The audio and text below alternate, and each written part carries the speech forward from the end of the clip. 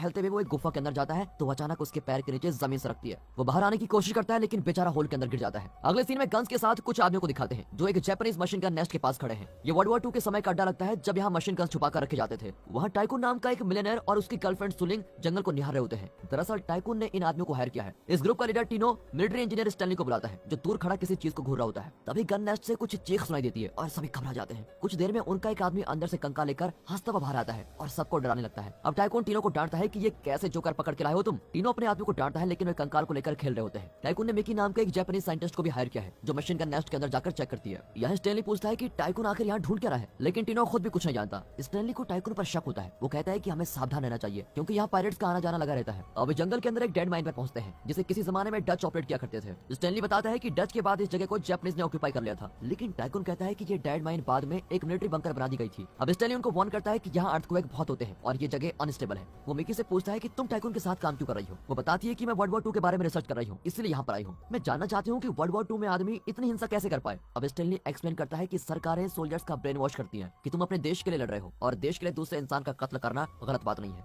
तभी पायरेट्स का एक ग्रुप उन पर फायर करता है और सब माइन के अंदर भाग जाते हैं। टीनो का एक आदमी पायरेट्स की ग्रेनेड से पूरी तरह घायल हो जाता है। नेस्ट का एंट्रेंस भी गिर जाता है और अब वे माइन में फंस गए हैं। वे मिलकर उस आदमी को पत्थरों के बीच से निकालते हैं। स्टैनली कहता है कि हमें माइन के अंदर जाकर दूसरा रास्ता ढूंढना ही होगा क्योंकि ये रास्ता तो बंद हो चुका है। अब सभी टाइकून से कहते हैं कि जब तक हमें बताया नहीं जाता कि तुम क्या ढूंढ रहे हो तब तक हम में से कोई इंसान तुम्हारी मदद नहीं करेगा। तुम्हारे लिए हम अपनी जान नहीं दे सकते और पायरेट्स हम पर अटैक क्यों कर रहे हैं। लेकिन टाइकून उनके किसी भी सवाल का ठीक से जवाब नहीं देता और कहता है कि ये कॉन्फिडेंशियल बातें हैं। तो फिर स्टैनली भी कह देता है कि अगर नहीं बताओगे तो यही मारे जाओगे। तब जाकर टाइकून कहता है कि मिकी और मैंने कुछ पुराने मैप्स को डिकोड किया और इस लोकेशन पर पहुंचे हैं। यहाँ एक जापानीज मिलिट्री कमांडर का ट्रेजर छुपाया गया है, मैं उसे ही ढूंढ रहा हूँ। स्टैनली को उस पर बिल्कुल भी विश्वास नहीं होता, लेकिन इससे पहले कि उनकी लड़ाई हो जाए टाइकून कहता है कि लड़ाई के बजाय हमें सबसे पहले बाहर का रास्ता ढूंढना चाहिए। अब वे माइन की गहराई में जाते हैं तो अचानक लाइट जलने लगती है और पास के स्पीकर से युद्ध प्रचार का कोई गाना बजता है। सभी कंफ्यूज होते हैं कि कई सालों बाद इस बंद माइन में अचानक गाना कैसे बज गया, क्या यहाँ इनके अलावा और कोई है। स्टैनली खुश होता है कि अगर यहाँ और कोई आया है तो इसका मतलब है कि जरूर कोई दूसरा रास्ता भी है। वे देखते हैं कि एक के बाद एक करके कमरे में बॉटल्स, हैजमेट सूट्स, शेल्फ्स और कुछ पुराने टॉर्चर फोटोज भरे होते हैं। आगे एक जगह पे टीनो बताता है कि ये कम्युनिकेशन सेंटर रहा होगा। अब मिकी दीवार पर एक मैप को देखती है और टाइकून उससे कुछ सवाल पूछ रहा होता है। तभी ग्रुप के एक आदमी के पीछे गैस मास्क पहना हुआ आदमी दिखता है, लेकिन ये लोग उसको नोटिस नहीं करते। जब वो मुड़ता है तो मास्क वाला आदमी गायब हो जाता है। उस मैप पर कुछ मार्किंग होते हैं जिससे टाइकून पता लगाता है कि ये वाकई उस जापानीज कमांडर का एरिया था। पर स्टैनली को लगता है कि टाइकून अब भी कुछ छुपा रहा है और वो टाइकून से पूरा सच मांगता है। टाइकून उस पर चिल्लाता है लेकिन मिकी सच बता ही देती है कि दरअसल ये माइन यूनिट 731 का ऑपरेटिंग सेंटर था और यहाँ बायोलॉजिकल और केमिकल वेलफेयर से संबंधित मेडिकल रिसर्च किए जा रहे थे जिसमें ह्यूमंस के साथ खतरनाक एक्सपेरिमेंट्स किए गए थे। और ये सब सुनकर सभी चौंक जाते हैं। पर सुलिंग कहती है कि तुम लोगों को काम के पैसे दिए जा रहे हैं इसलिए ज्यादा सवाल मत करो। फिर टीनो का आदमी पूछता है कि इस मेडिकल रिसर्च और कमांडर के ट्रेजर के बीच क्या संबंध है। उसे लगता है कि उस सीक्रेट ट्रेजर से लोगों का ध्यान हटाने के लिए मेडिकल रिसर्च की कहानियां बुनी जा रही हैं। अब माइन के बीच एक बंकर को देखकर टीनो कहता है कि मेरे घायल आदमी को आराम की जरूरत है इसलिए मैं यहीं पर रुकना चाहता हूँ। लेकिन टाइकून और सुलिंग टीनो को जबरदस्ती अपने साथ लेके जाते हैं। स्टैनली, मिकी और टीनो का एक साथी घायल आदमी एक साथ बंकर में रुक जाते हैं। अब टीनो के ग्रुप को एक कमरे में पिंजरे मिलते हैं। टाइकून को ऑस्ट्रेलिया सरकार का हेलमेट मिलता है, मतलब इस कमरे में प्रिजनर्स ऑफ वॉर को रखा गया था। स्टैनली मिकी से पूछता है क्या तुमने यूनिट 713 के बारे में जानने के लिए टाइकून को ज्वाइन किया था। वो हाँ में जवाब देती है। तभी घायल आदमी को जमीन से खुरदने की आवाज आती है और वो उठ जाता है। फिर अचानक जमीन सरकने लगती है और अंदर से 2 हाथ निकलते हैं और उसको पकड़कर अंदर खींच लेते हैं। तीनों अंदर एक म्यूटेंट को देखते हैं जो इनको देखते भाग जाता है। स्टैनली मिकी से म्यूटेंट के बारे में पूछता है लेकिन वो इस बारे में कुछ नहीं जानती।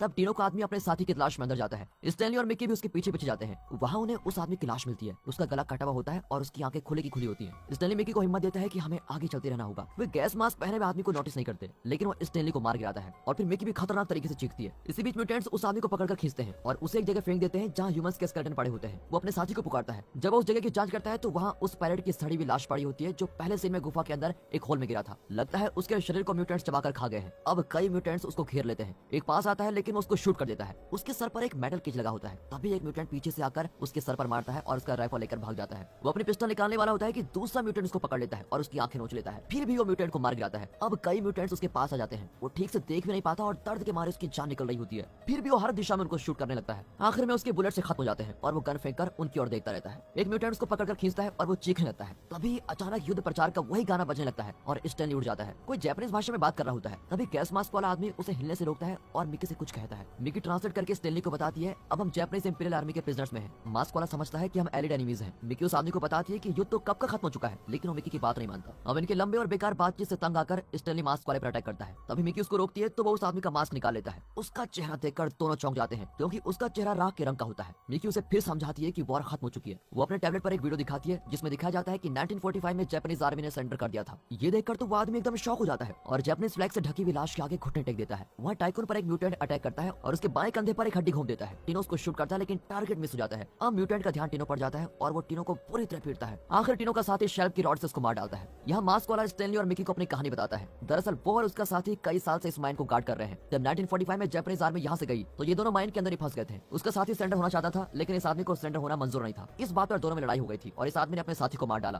तब पता चलता है कि यहाँ के म्यूटेंट्स दरअसल प्रिजनर्स ऑफ वॉर हैं। जापानीज मिलिट्री ने अपने एक्सपेरिमेंट के लिए इन प्रिजनर्स को गैस मास्क में रखा जिसकी वजह से वे म्यूटेंट्स बन गए। फिर उन लोगों ने कोई नया तरीका ढूंढ निकाला और अपने ही आदमियों पर एक्सपेरिमेंट करना शुरू कर दिया। मास्क वाला बताता है कि उन्होंने मेरे जैसे कई जापानीज सोल्जर्स को कोई इंजेक्शन दिया जिससे हम हमेशा जवान और ताकतवर रहे, लेकिन उनका एक्सपेरिमेंट एकदम फ्लॉप निकला। स्टैनली कहता है कि क्या आप ही लास्ट मेंबर हैं जिन पर ये एक्सपेरिमेंट किया गया था, पर मास्क वाला बताता है कि मिलिट्री ने आखिरकार अपना फॉर्मूला सक्सेसफुल कर ही दिया और अब वो अपने बेस्ट सोल्जर्स पर उसका इस्तेमाल करते हैं। उन सोल्जर्स को इंपीरियल गार्ड्स कहा जाता है। वहाँ टीनो टाइकून को दिखाता है कि इस म्यूटेंट के सर पर एक जापानीज टैटू है। टाइकून कहता है कि इस पर लिखा है ऑस्ट्रेलियन 24 इयर्स, मतलब ये म्यूटेंट प्रिजनर ऑफ वॉर था। वो गैस करता है कि यूनिट 731 में यही काम होता था। दूसरे कमरे में एक सूखा हुआ शरीर पड़ा होता है जिसका पेट खुला है और स्कल के अंदर से ब्रेन बाहर निकला हुआ है। शायद यहाँ पर कोई एक्सपेरिमेंट हुआ था। तभी वहाँ पर ढूंढते वक्त टाइकून को एक सिरिंज मिलती है जिसमें गोल्ड पाउडर से बना एक लिक्विड होता है जो मिलिट्री अपने एक्सपेरिमेंट के लिए यूज करती थी। अब टाइकून परेशान हो जाता है कि क्या यही कमांडर का ट्रेजर है। टीनो और उसका साथी दरवाजा खोलने की कोशिश करते हैं। सुलिंग टाइकून से पूछती है कि उस लिक्विड में गोल्ड क्यों मिक्स किया गया था। टाइकून बताता है कि ऐसा विश्वास है कि गोल्ड वो अमृत है जिससे इंसान हमेशा के लिए जिंदा रह सकता है। टाइकून को लगा था कि अंदर सच में कुछ बड़ा खजाना होगा लेकिन अब वो उम्मीद खो चुका है। सुलिंग कहती है कि इंसान को म्यूटेंट बनाने वाला ये लिक्विड उस ट्रेजर से कम नहीं है। टीनो और उसका साथी आकर उस दरवाजे को खोल देते हैं और अंदर एक चैम्बर होता है जहाँ सैमुराई सोर्स में कई फिगर्स खड़े होते हैं। अचानक उनमें जान आ जाती है और वे इनकी ओर बढ़ते हैं। दोनों उन पर शूट करते हैं लेकिन उन्हें कुछ भी नहीं होता। टीनो टाइकून और सुलिंग से कहता है कि जल्दी यहाँ से भागो, पर उसका साथी वहीं रुकता है। फिर टीनो उन्हें एक मेटल ग्रिल तक लेके जाता है जो ड्रेनेज सिस्टम की ओर बढ़ती है और यहाँ टीनो का साथी मारा जाता है। वे उस जगह पर पहुंचते हैं जहाँ टीनो का एक आदमी मारा गया था। तभी एक म्यूटेंट टाइकून पर अटैक करता है। टीनो फिर एक नुकीली हड्डी से म्यूटेंट को मार डालता है। फिर वे आगे सीवेज सिस्टम से होकर अपने कमरे में पहुंचते हैं जहाँ स्टैनली, मिकी और मास्क वाला आदमी है। टीनो पूछता है कि क्या मास्क वाला आदमी बाहर का रास्ता जानता है। स्टैनली बताता है कि शायद मैं रास्ता जानता हूँ क्योंकि म्यूटेंट्स यहाँ से बाहर जाकर खाना तलाशते हैं और शिकार भी करते हैं।